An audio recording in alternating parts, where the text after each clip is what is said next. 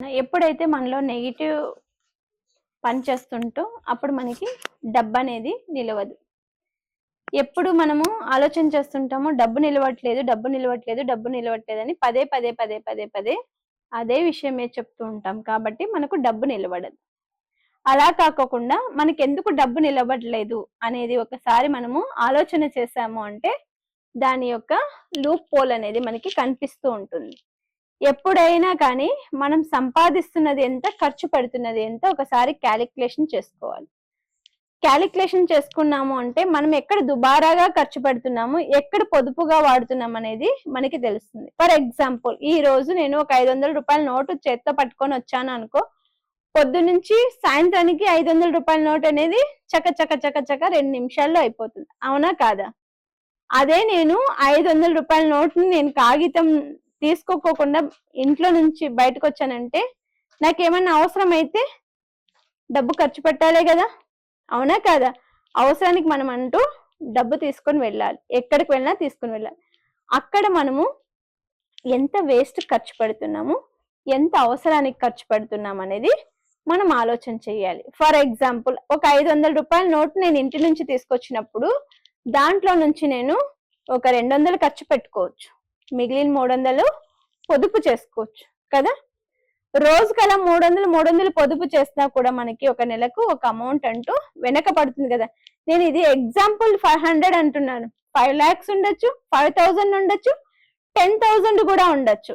ఎప్పుడు కూడా money management అనేది చాలా చాలా ఇంపార్టెంట్. నవ్వే డేస్ మనీ మేనేజ్మెంట్ మన సబ్జెక్ట్ లో లేనిది. అది అసలు మనకు ఎన్నో టెక్స్ట్ బుక్లు చదవండి, ఇది చదవండి, హిస్టరీ చదవండి, పొలిటీ చదవండి, జాగ్రఫీ చదవండి, ఎకానమీ చదవండి, అన్ని బుక్స్ మనం చదివిస్తారు కానీ ఎవ్వరే కానీ స్కూల్ లెవెల్ నుంచి డబ్బు సంపాదించాలనేది ఎవ్వరు నేర్పరు.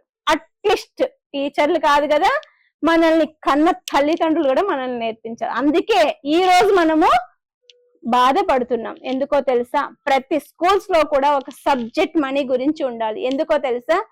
మొక్కై వంగంది మానే వంగదు అన్న ఒక సామెత లాగా చిన్నప్పటి నుంచి మనీ బ్యాలెన్స్ చేసుకోవడం పిల్లలకి రానప్పుడు పెద్దయ్యాక వాళ్ళ చేతిలో మనం డబ్బు పెడితే వాళ్ళు ఆపుకుంటారా, వేస్ట్ చేస్తారా అనేది పేరెంట్స్ కి తెలియాలి. ప్రతి స్కూల్స్ లోను, ప్రతి కాలేజెస్ లోను, ప్రతి ఇంట్లో కూడా పిల్లలకి మనీ గురించి, మనీ వాల్యూ గురించి, మనీ మంచి గురించి, మంచి చెడ్డ గురించి, మనీ యొక్క చెడ్డ గురించి కూడా చెప్పాలి. ఎందుకో తెలుసా?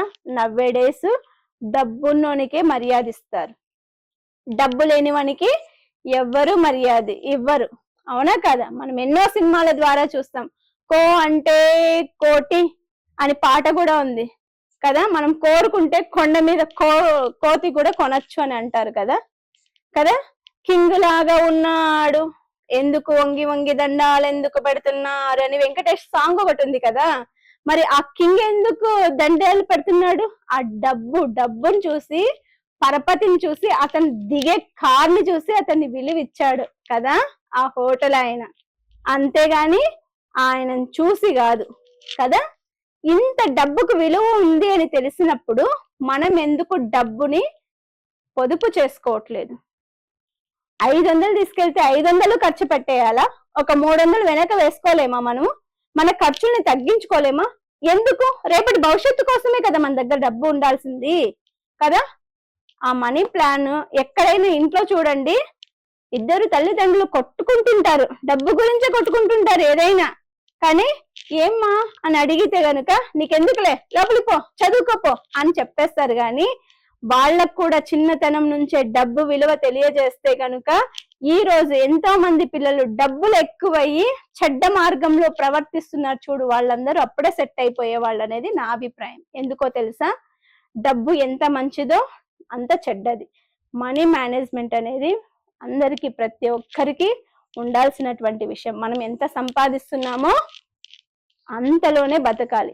చాలా మంది అంటారు, మన కాలు చెప్పు ఎంత ఉంటే అంతే పడుతుంది, అలానే అది బ్రాండెడ్ అని చెప్పి లూజ్గా ఉన్నది తీసుకొచ్చి కాలుకేస్తే అది ఊడిపోతూ ఉంటుంది. మనకి ఎంత చాప ఉంటే అంతలోనే పడుకోవాలి. మనం చాపని కాదనుకొని మనం పడుకున్నామంటే కాలు నేల మీదైనా తాగుతుంది, లేకపోతే చాపైనా చినిగిపోతుంది కదా. అలానే ప్రతి ఒక్కరు కూడా డబ్బుని మర్యాద ఇవ్వండి, డబ్బుని రెస్పెక్ట్ చేయండి. డబ్బు ఉన్నప్పుడే దాన్ని గుర్తించండి. ఇల్లు దీపం ఉన్నప్పుడే ఇల్లు సర్దుకోవాలన్నట్టు మన దగ్గర డబ్బు ఉన్నప్పుడే మనము సర్దుకొని బతకడం అనేది నేర్చుకుంటే ప్రతి ఒక్కరికి కూడా పొదుపు పాఠాలు చెప్పాల్సిన పనే ఉండదు. వాళ్లే పొదుపు చేసుకోవాలి, ప్లానింగ్స్ వాళ్ళకే వచ్చేస్తుంటాయి. కొంతమందికి డబ్బు మీద అవగాహన లేక ఇలా పిచ్చి పిచ్చిగా ఖర్చు పెట్టేస్తారు, కానీ అద్దె ₹1 ₹10 లేదంటే వేరే వాళ్ళ దగ్గరికి వెళ్ళి ఇలా అడగాల్సి వస్తుంది కదా. ఆ పరిస్థితి ఎందుకు? కొంచెం దుబారాన్ని మనం కంట్రోల్ చేసుకుంటూ హ్యాపీగా బతకచ్చు కదా. ఇది ప్రతి ఒక్కరు ఆలోచన చేస్తారని నా ఆలోచన.